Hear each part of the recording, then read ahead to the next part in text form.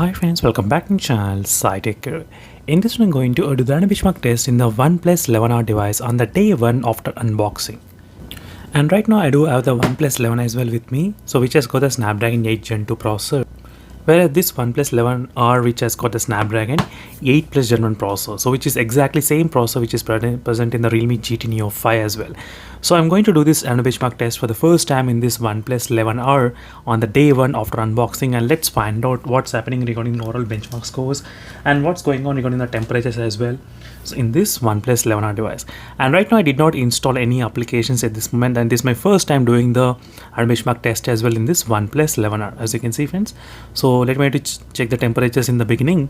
It's about 31 degrees Celsius in the beginning of starting the test, 31, and I'll try to start the test, and right now the battery percentage is about 48%, and the test has begun, and we'll try to monitor the temperatures and we'll try to monitor the battery draining, how much it's dropping while doing this benchmark test in this device. And I'll definitely do the side-by-side comparison with Realme GT Neo 5 very soon, so stay tuned for those videos.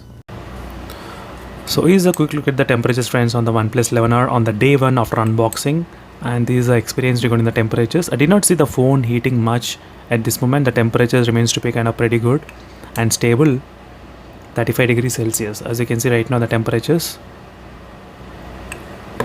which is pretty decent enough, I would definitely say that.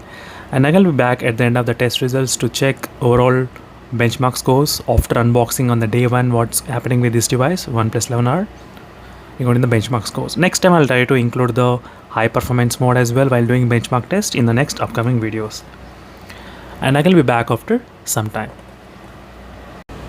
So here's a quick look at the benchmark scores in the OnePlus 11R without using any high performance mode with the Snapdragon 8 Plus